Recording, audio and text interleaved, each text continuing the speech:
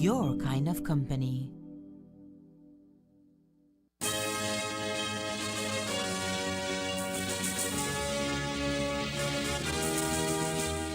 Tonight on Ctv3 News, from Commissioner of Police to CEO of Transport, Chester Williams set to transition to CEO of Transport after decades of service.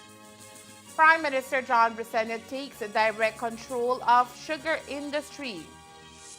New senators appointed by government, Brittany Galvez becomes one of the youngest senators to serve in the Senate. And the 14 women awarded for their prominent roles in society. These are some of the stories we have for you tonight in our newscast for Thursday, March 28, 2025. The New World screwworm poses a significant threat to livestock, pets, and humans. It can cause severe losses if not controlled quickly. Currently, it is not present in Belize. That is why early detection is crucial to prevent its spread. Let us help to keep it out. Don't bring animals from other countries illegally. If you notice maggots, larvae, or worms in unusual wounds, report them immediately. Call Baja at 824-4872 or text 670-7003. Together we can work to keep our country safe from the New World screwworm and save animals. This message was brought to you by Baja, OIRSA, AICA, USDA, and the Ministry of Agriculture, Food Security, and Enterprise.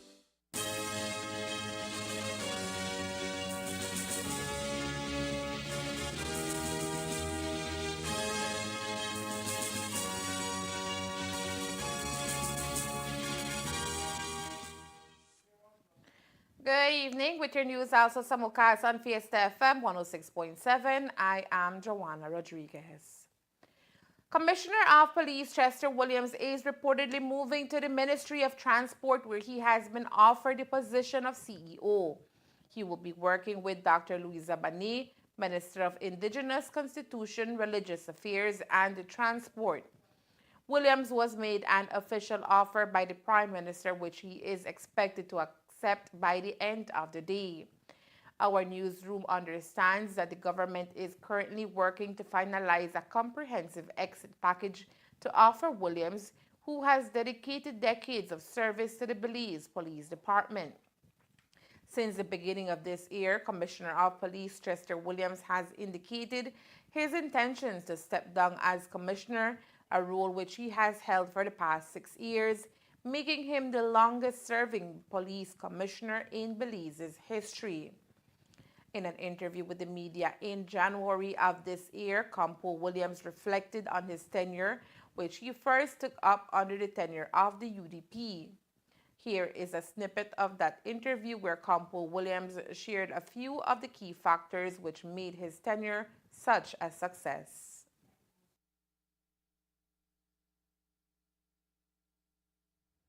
I am the most. 6 years is a lot. It's a long time.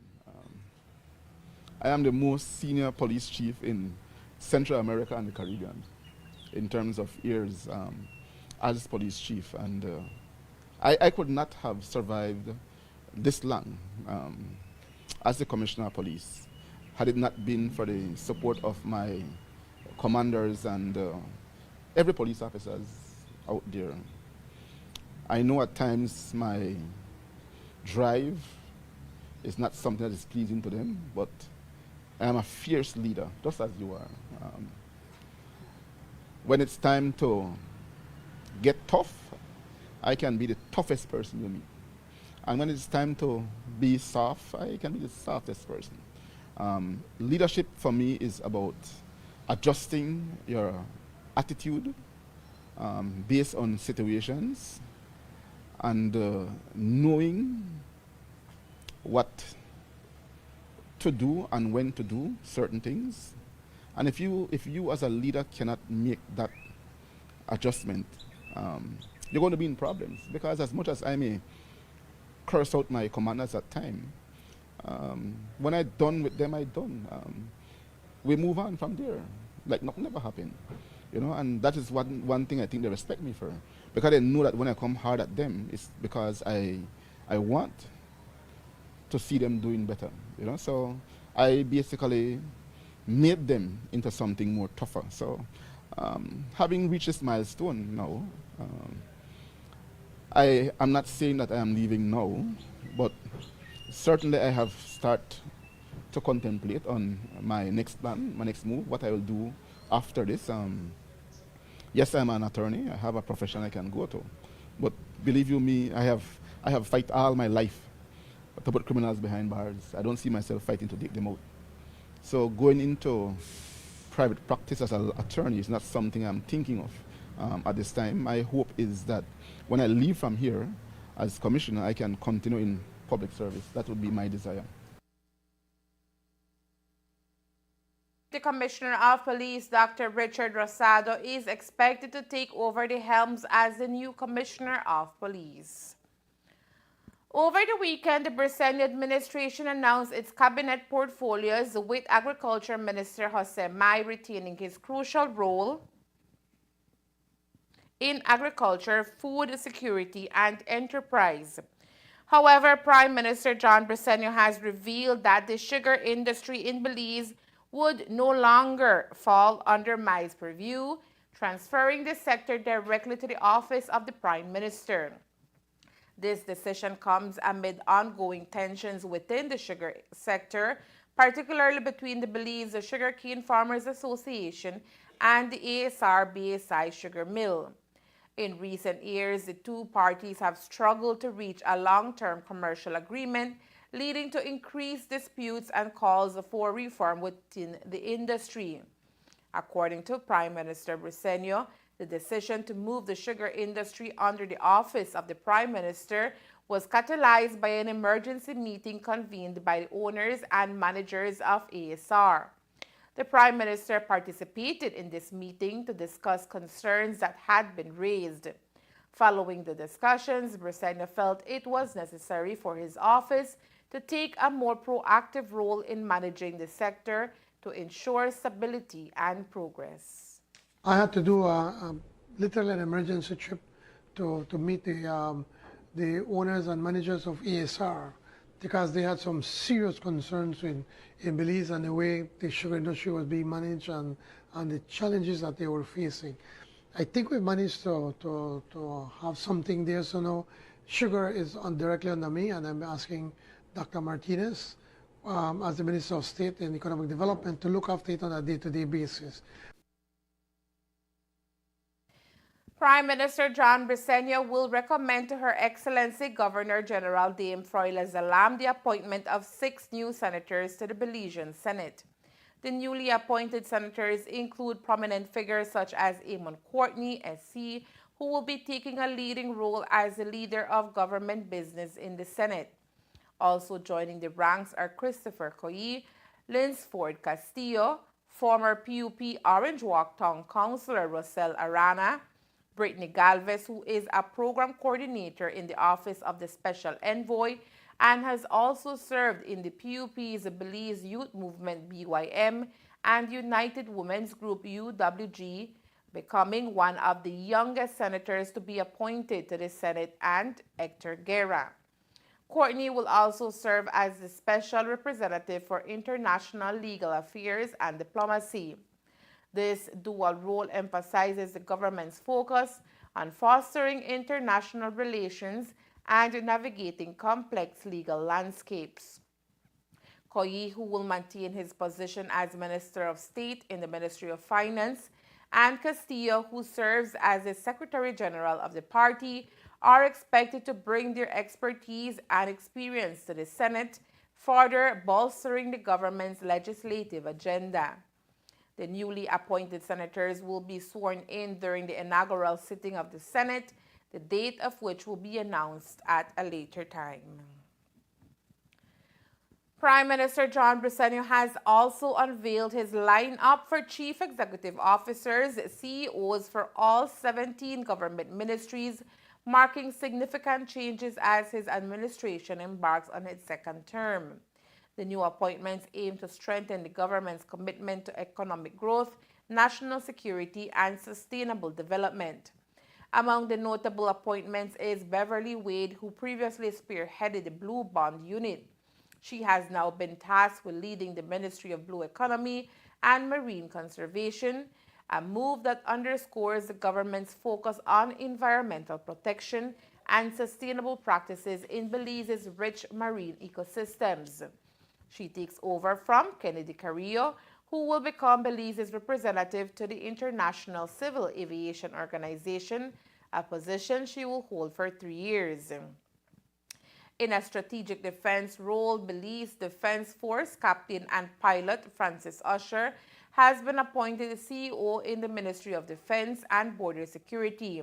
His extensive military background is expected to bolster the ministry's initiatives in national security and border management amid growing concerns over regional instability. The Ministry of Economic Development has welcomed economist Carlos Paul as its new CEO. With a keen understanding of economic policies and development strategies, Paul's expertise is anticipated to drive initiatives aimed at boosting Belize's economy during a time of global economic challenges. Furthermore, Milagro Matos will take on the role of CEO in the Ministry of Sustainable Development, where she will focus on balancing growth with environmental concerns, ensuring that Belize's development is both sustainable and equitable. In a notable return, Joseph Waite has been reinstated as Financial Secretary. His previous experience in managing public finances is expected to play a crucial role in the government's fiscal planning and economic recovery efforts. Aside from these 4 new faces in key positions, all other CEOs from the previous administration are retained in their roles, reflecting continuity in governance while bringing in fresh perspectives to drive progress. Coming up next, we take you to the city where 14 women are awarded by the National Women's Commission. Stay tuned.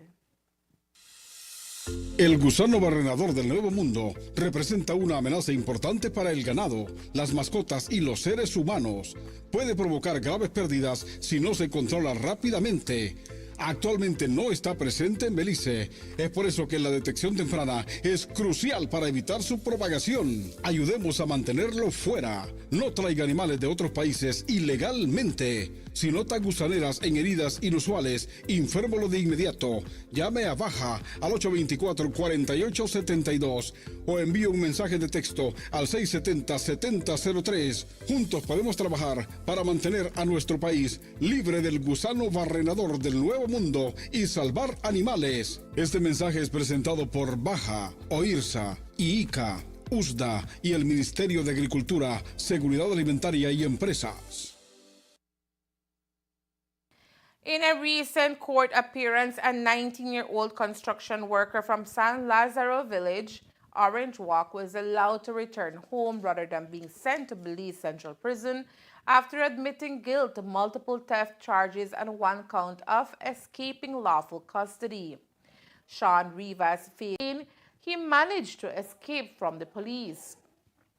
During the court proceedings, Rivas, who did not have legal representation, expressed his fear and panic as the reasons behind his escape. He voiced his remorse and requested a financial penalty as an alternative to imprisonment.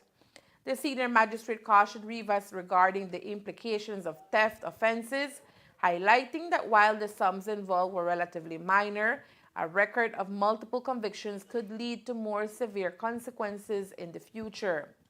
Ultimately, Rivas was issued 4 separate fines with strict deadlines for payment, $500 plus a $5 court fee for the bicycle theft payable by June 30, 2025, or face 5 months in jail, $400 plus a $5 court fee for his escape due by June 30, 2025, or risk 4 months in jail, $600 plus a $5 court fee for the theft of the second bicycle payable by July 31, 2025, or face 6 months in jail, and $600 plus a $5 court fee for the stolen gas tank due by August 29, 2025, or face an additional 6 months in jail.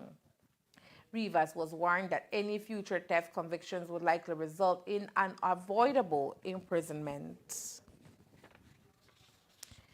For the entire month of March, women have been celebrated, honored, awarded, and praised as the country joins in with the rest of the globe to celebrate Women's Month. And while this month is dedicated to celebrate women throughout the year, these women also play prominent roles in our society, which help to build Belize. For their invaluable role as trailblazers, 14 women from all walks of life were recognized today for the work they do.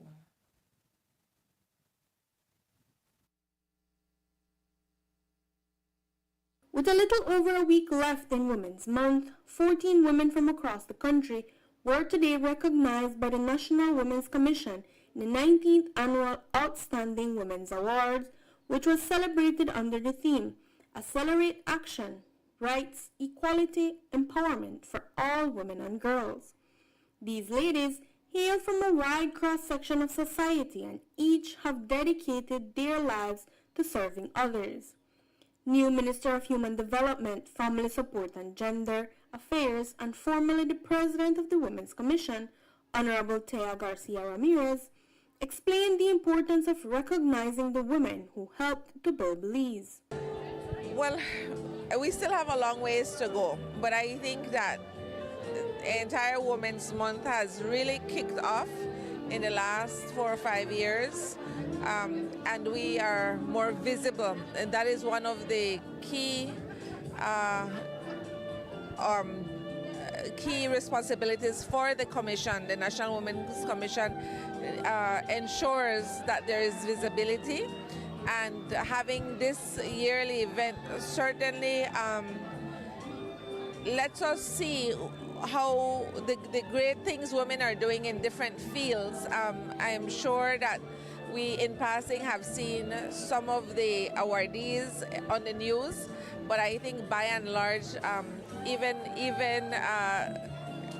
media houses have really taken a look at some of the ladies that were awarded today and probably didn't know all the work that they had been doing.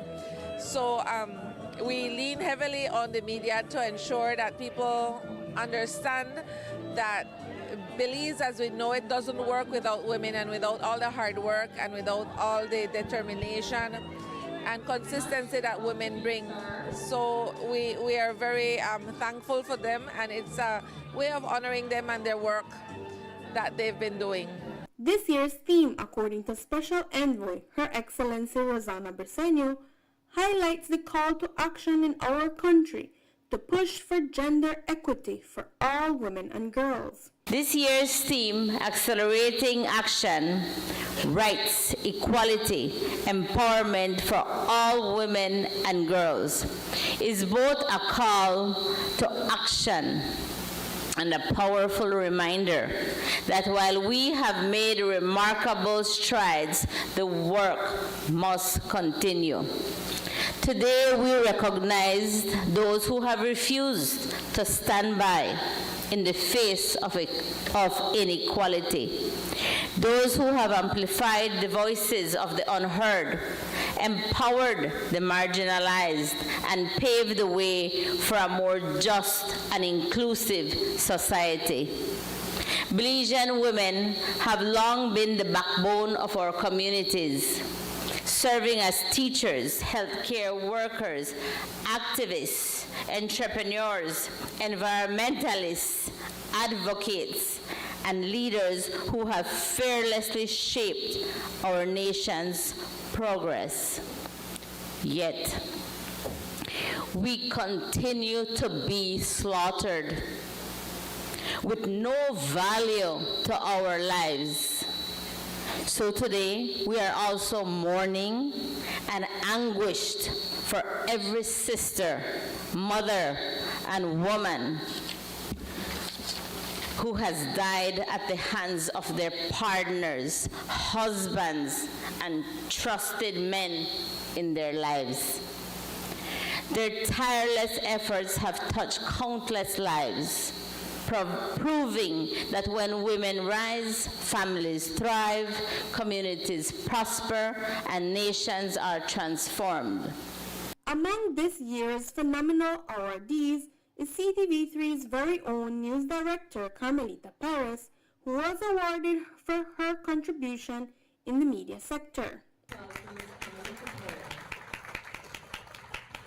I think that this year, as every year, we have an exceptional group of women who have been awarded, this time in different categories. Myself, I have nominated Mrs. Carmelita Perez for media. I think she's done a wonderful job. And I think being in the North, I think she does a fantastic job, and she goes sometimes unnoticed for all the hard work she does. So I thought it was appropriate to ensure that people know how much work that she has put in. She's been at it for a very, very long time. Today's keynote speaker, Monique Lam, has been breaking gender barriers in a field which has long been male-dominated. As Belize's first female captain, Monique says the journey has not been easy, but well worth every sacrifice. In January of 2023, I proved myself in Fort Lauderdale, USA, where I got my training, and I came back home to Belize a licensed international captain. Thank you, Lord.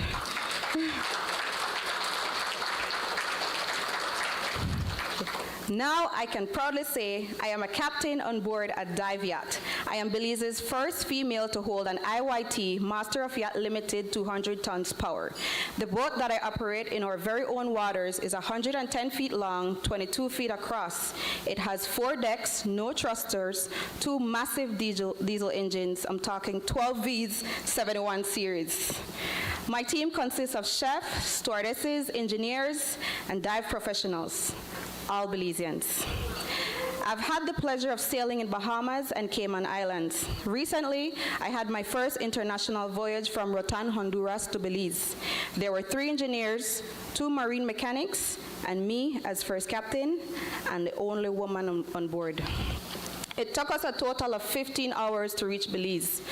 Tobacco Key Channel Waves has nothing on these ones. A woman did that. We did that.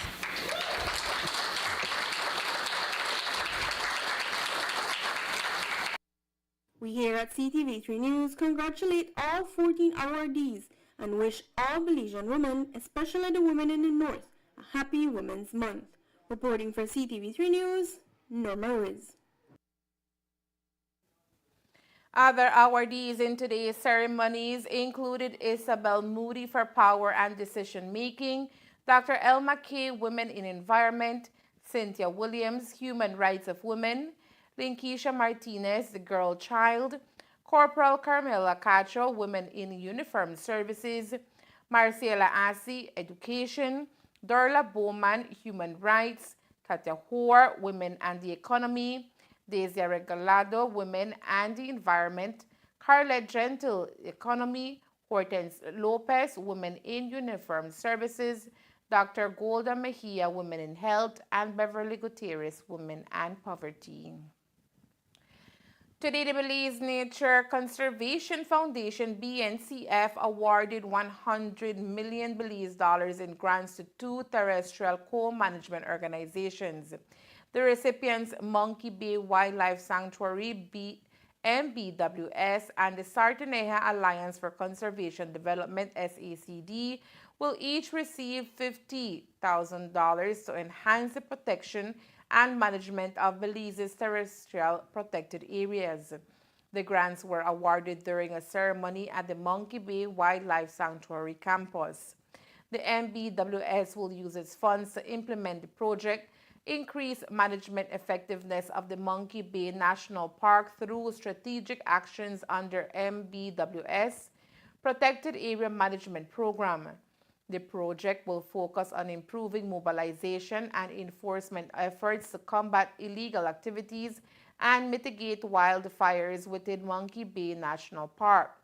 Additionally, the MBWS will work with buffer communities to increase their awareness and appreciation of conservation efforts within the national park. And this project is really designed to support the ongoing work that we have undertaken since 2022 after we signed the co-management agreement with the government.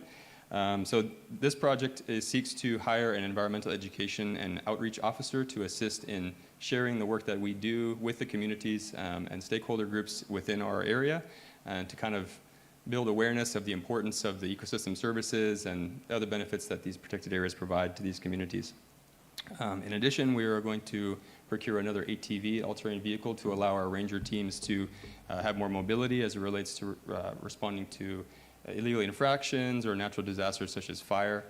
We find that mobility is very important, and being able to deploy what limited resources we do have quickly and address any issues that we might find. So I just wanted to say this is the third year, as Mistress of Ceremonies pointed out, that we've been recipients of the BNCF grant. So I just would like to extend a very heartfelt thank you very much to the Board of Directors of the BNCF and also the people, wonderful people at PAC that helped facilitate this. This is a small contribution towards a lot of work that still needs to be done. As for SACD's project establishing management and protection of Bacalar Chico National Park BCNP, it aims to strengthen surveillance and enforcement in the national park, fully operationalize the San Juan Ranger Station by 2025, and improve boundary demarcation and maintenance of the BNCP. Our initiative is designed to rapidly improve the management effectiveness of Bacalar Chico National Park. And to achieve this, we're going to be focusing on 3 areas. First, we are going to be launching a full-scale surveillance and enforcement effort within the protected area. Our ranger team will be stationed within the park and will be conducting regular foot and boat patrols, as well as using drones to help monitor and survey the protected area. Secondly, we are establishing a ranger base within the national park. This will include installing essential infrastructure, such as water catchment systems, a functional kitchen, and ensuring that our rangers have all of the facilities they need to be stationed within the park 24/7, 365 days a year. And finally, we are going to be demarcating key boundaries of the park, and this includes marking the southern boundary of the national park, placing informational signage at key entry points, and installing markers to highlight where the conservation areas in the Rocky Point World Heritage Site are located. But these actions alone will not protect the park, will not only protect the park, but provide much needed clarity for tour operators, visitors, and local fishers on where these conservation boundaries lie. But this is not just a one-time project. This is the beginning of a long-term commitment to Bacalar Chico. With SACD establishing a permanent presence in the park, this initiative lays the foundation for continued protection, enforcement, and research. The infrastructure, equipment, and training provided through the project will remain in place long after its completion, ensuring that Bacalar Chico does not return to being a paper park. Speaking on the impact of the grant program, Leonardo Chavarria, BNCF chairman, said the endowment fund managed by the foundation has provided grants worth nearly 1.9 million Belize dollars for diverse projects that include biodiversity research, community engagement, practical training, and education initiatives and upgrades to facilities, nature trails, and public spaces in often remote locations, among many other successful efforts. Established in 2001, the BNCF is an independently governed organization that supports registered co-managers in their endeavors to protect Belize's natural resources and terrestrial protected areas through grants. The foundation was established under the Tropical Forest Conservation Agreement, a landmark debt for nature swap between the governments of Belize and the United States of America, brokered by the Nature Conservancy. For the last 20 years, the Protected Areas Conservation Trust, PACT, has administered the BNCF's endowment and operational funds, overseeing grant management and project monitoring. And there is more news after the break. Stay tuned. Get the most out of your internet with Centaur's ExpressNet. Are you ready to supercharge your online experience? When connecting to your Velo Mesh device, make sure you're linked to our blazing fast 5 GHz frequency. Why 5 GHz? Faster speeds at a shorter range. 5 GHz is perfect for use in smaller spaces where speed is your top priority.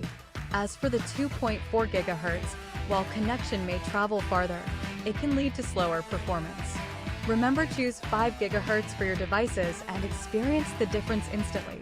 ExpressNet, bringing you the best speeds for the ultimate online experience. For more information, contact us at 380-0101. The government of Belize today announced the relocation of the live Bolido, ordinary, and jackpot lottery drawings. According to a release from the Belize Government Lotteries Limited, effective Sunday, April 27, 2025, the live drawing of the Belize Government Lottery games, including Bolido, ordinary lottery, and jackpot lottery, will be relocated to the city of Belmopan. This move, according to the release, is being done in order to increase efficiency and reduce the risk for the suspension of any future drawings due to the vulnerability of hurricanes and flooding in Belize City, since the administrative office and all staff of the Belize Government Lotteries Limited are located in Belmopan. The release, however, goes on to assure the Belizean public that the move will not affect the process in any form, and all protocols are expected to continue as per usual. The protocols include, first, weighing of balls before and after each drawing, witnessing of ball weighing by an auditor from the auditing firm of Koi and Associates, as well as an officer from the Treasury Department or other senior public service officer, to ensure that the weighs are within the acceptable weight range as per international guidelines. Conducting of drawings by supervisory personnel from the Treasury Department or other senior public service officers. Witnessing of drawing by an auditor representing the auditing firm of Koi and Associates, and the drawing will continue to be broadcasted live by local media. The new drawing office will be located inside the Emporium Plaza located at corner Rio Grande and namely Punit Street, Belmopan City. Belizeans are also reminded that anyone wishing to attend and witness the live public drawings are always welcome to do so. The Trial Farm football field here in Orange Walk will be the venue for this year's Belize Jesus Fest 2025. The event is set to commence at 6 p.m. tomorrow, Friday, and will feature Christian musician Musico. With a free entrance today, musical artists invited those of the younger generation to form part of the concert. No, para mí, como te conté, yo siendo un joven, ¿verdad?